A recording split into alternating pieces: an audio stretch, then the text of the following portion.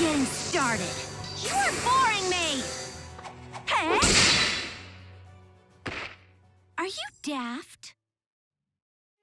Hello all you wonderful daughters and daddies all over the world, my name is Mangus and I welcome you guys to a spotlight that's long overdue. It's time to take a look at one of the most gorgeous tsundere girls in the Fire Emblem franchise. Get ready for the best daddy-daughter day ever as we take a look at the one and only Severa. Bet you weren't expecting that. Severa is the daughter of Cordelia from Awakening, as well as whoever you decide to pair Cordelia up with, meaning Severa can have a multitude of different daddies. Ahem.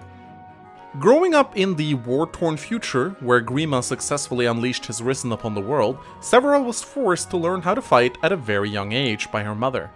While she possessed a lot of raw talent and skill, she was constantly overshadowed by Cordelia's many heroic feats, and this made her develop a lot of insecurities. Severa also often felt overlooked due to her mother seemingly caring more about Chrom than her, something which bothered her a lot. This led to her confronting her mother about it before a great battle against Grima's forces, asking Cordelia who she loved more. Cordelia dodged the question by delivering a cryptic answer, telling her that she fought to protect someone very special to her. Severa automatically assumed that this was Cordelia's way of saying Chrom, and due to this the two of them had a big falling out before Cordelia left for the front lines. Sadly, that was the last time Severa saw her mother, as Cordelia was killed on the battlefield. She was given her mother's ring as a keepsake, as the only thing she had left to remember her by. When Severa joined Lucina, along with the rest of the children, to travel back in time via Naga's ritual to help save the world of their parents, they got scattered all over the continent, and Severa got separated from the rest of her team. While in this new world, her mother's ring was stolen away from her while she was sleeping outside. Severa tracked down the band of bandits responsible for the theft, who were being led by a ruffian named Nelson. She was then bribed into Nelson's employ by a villager named Holland, who needed money to feed his family. Luckily for her, Chrom's army was in the area and was about to clash with the brigands. Severa joined up with Chrom's army, not revealing who she was, in an attempt to get her mother's ring back. After successfully killing Nelson, Cordelia noticed Severa picking up the ring from his body, and immediately recognized her daughter from the future. Finally reunited with her mother, Severa immediately asked what Cordelia meant before they parted ways before the battle. Cordelia was of course unable to give her an answer as she did not know what her future self had said, but she assured Severa that it had to be her own daughter she was referring to when she said she fought to protect someone special to her. Upon hearing this, Severa was put at ease, and she decided to join Chrom and his army in their fight against Grima. Many years after Grima's defeat, Severa, alongside Owain and Inigo, was summoned to the Tree of Mila by a mysterious hooded man. This man soon revealed himself to be the spiritual echo of Anankos, the great dragon king of Vala. He asked for their assistance by requesting they travel to another dimension in order to partake in a conflict between two nations. Severa, along with Owain and Inigo, decided to help Anankos, even without knowing all the details, and was promptly sent into the nation of Nor, where they were to infiltrate the Norian royalty in an attempt to reach the Norian prince Corrin. For the task, Anankos magically bestowed upon them new outfits as well as new names to shield their identities. Severa received the new name Selena. After being sent into another world and arriving in the lands of Nor, Severa and her friends performed their tasks well, as each of them managed to land themselves into the service as retainers of the Norian royalty. Severa managed to impress the Norian Crown Princess Camilla by beating every single one of her soldiers in one-on-one combat, though Camilla later admitted that she also picked Severa because she thought she was beautiful and cute. The fate of Severa after the events of Fates is not set in stone.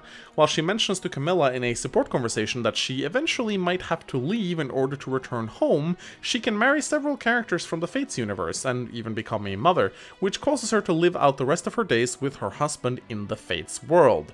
If unmarried, however, it might be that Severa actually may return back to her own world eventually, but so far we have no proof that this is the case. Like with all Fire Emblem endings, it is dependent on what actions the player decides to take. Severa is a young, slender, petite girl somewhere in her mid-teens, and many would consider her to be quite striking. Though she can possess many different hair colors in Awakening due to different fathers, her canonical hair color is red. She puts her hair into two long twin ponytails reaching all the way down to her upper thighs. She dresses herself in tight leggings, a strapped leather vests, and wears leather gloves, as well as a pair of high-plated boots. She is most commonly seen with a look of discontent on her face, brooding over her current situation.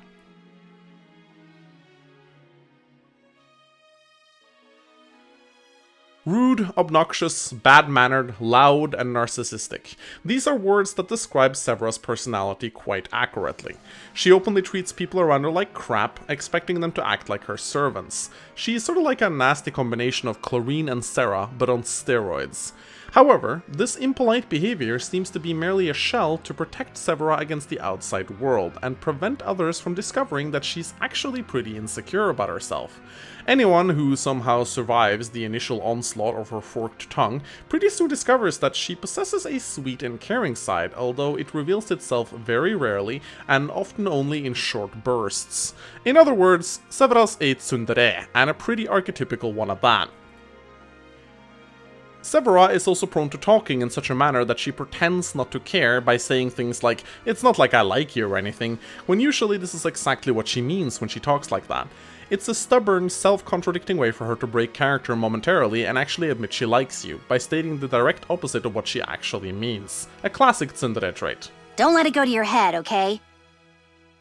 In Fates, after Anakos bestows his power upon her, she actually goes through somewhat of a slight personality change. She is still the same old Severa we all know and love, but she seems to tone down her bitchiness quite a bit, and even Owain and Inigo points it out in their conversations with her.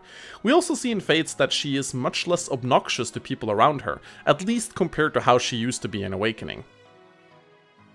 Aside from Severa's obnoxious personality traits, she does actually possess some good qualities. She works extremely hard and applies herself completely to whatever task she sets her mind to. This trait is obviously passed down to her by her hardworking mother. However, Severa also seems to struggle with an inferiority complex, as she never completely manages to step out of Cordelia's shadow. Though it seems as instead of crumbling underneath the pressure, she uses this as a driving force to constantly improving herself and never giving up. In Fates, she develops somewhat of a competitive drive to be better than everyone else in the army, as shown in her supports with Leo and Tsubaki.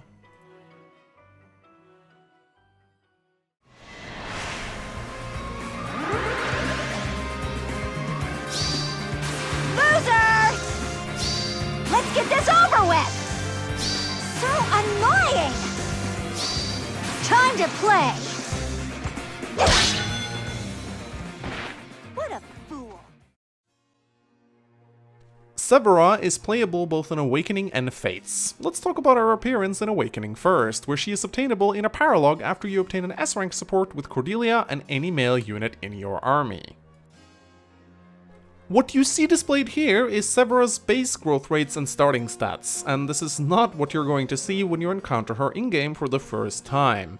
Instead, Severa's stats and growths will be dependent on what male unit you pair Cordelia up with, as well as the level of Cordelia and said male unit when you encounter Severa in her paralog. The only thing that's for sure is that she will always start out as a mercenary, but what reclassing options she will have available to her is also dependent on her father, as well as a preset array of classes provided to her by her mother. I am not going to go into detail about who's the best father for Severa.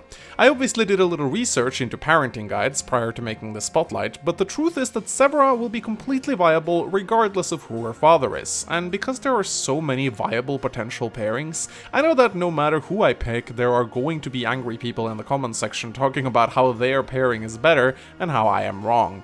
Besides, this is a spotlight, not a guide. The purpose of these is to show off a character and give them a spotlight, not to provide you with an in-depth strategic look about how they can be used to their maximum effects. There are far better guides for that out there on the internet, written by people smarter than me, so if you came here expecting a great pairing guide, I will instead leave one for you in the video description so you can check it out yourself.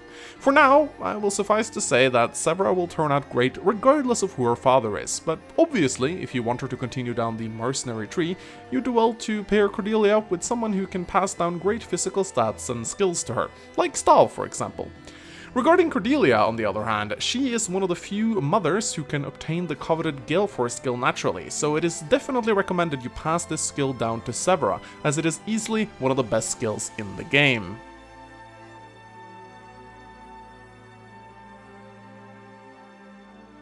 In Fates, Severa, now named Selena, will join your party in Chapter 10 of Conquest and Chapter 12 of Revelation.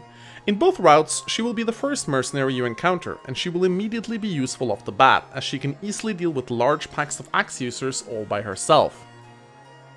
Stat-wise, Selena has two main selling points that she excels in: high speed and high defense. This combination allows her to be a very enduring frontline unit, combining high avoidance with high physical endurance. Even if she does take a unlucky hit or two, her high defense should allow her to overcome it. Her strong riposte makes her counterattack stronger, and good fortune adds to her staying power on the front lines, making her very good on enemy phase. Selena does have a glaring weakness in that her strength is a little bit on the low side. With only a 45% strength growth, it is possible for her to get screwed, and you might find that she will have difficulties dealing damage as the enemies are getting tougher. If this happens, you might have to spend an energy drop or two on her, or utilize strength-based pair-ups to help her deal more damage. Selena's personal skill, Fierce Rival, is arguably one of the weaker personal skills in Fates. Whenever Selena is supporting a unit, and said unit lands a critical hit, Selena will follow up with a critical hit of her own, though this attack still needs to hit. This skill sounds strong on paper, but the issue is that it often ends up being completely unnecessary, as a critical hit in Fire Emblem usually kills most generic enemy units, and if it doesn't, they're usually pretty low on health, where a normal dual strike would finish the job. Still, this means that when going up against tough pre-promoted enemies or bosses, having Selena assist a unit with high critical rating, such as a Berserker or Swordmaster wielding a killer weapon, Fierce Rival can guarantee you some nice damage. Selena can promote to either a Hero or a Bow Knight. Hero may seem like the most solid option for her, but Bow Knight should not be disregarded either. As a hero, Selena will have higher stats overall and be a much better frontline tank. Soul will allow her to self-heal, and Axebreaker will make her even better at dealing with those scary axe-wielding enemies in the late game like Berserkers and Wyvern Lords, particularly in Conquests. It will also grant her the ability to wield axes herself, which is some nice utility. Bow Knight doesn't seem as impressive initially. Access to bows isn't as good as axes, especially since she starts out with an E rank. Rally skill is arguably the worst rally aside from rally luck, and Shuriken Breaker is also pretty situational. Still, the extra 2 points of movement she gains from her mount is not to be underestimated, and it's not like she loses her ability to use swords either.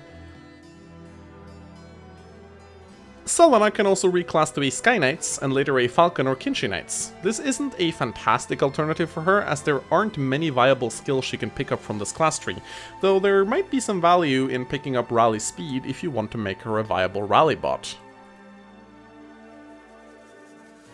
As far as pairings go, Selena can gain a lot of benefits by supporting with units like Benny for the added bonus to strength, Silas for his Cavalier skills and mutual cooperation, and Keaton for access to the fighter class line.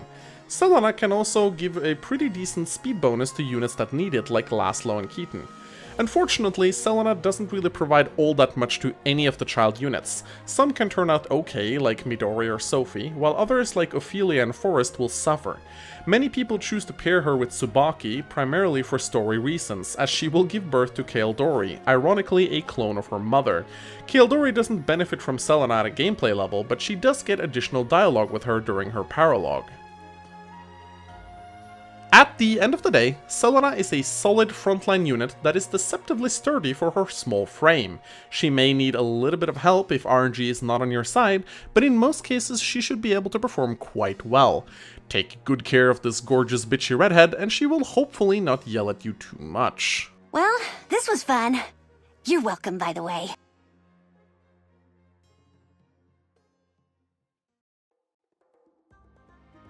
Thank you for watching this character spotlights. If you enjoyed it, please consider leaving a like and a comment. It really helps out this channel a lot. If there is a specific character you'd like to see me cover in a future spotlight, let me hear about it in the comment section below. But do make sure you check out my playlist by clicking the link on the screen, as I may already have covered your favorite character.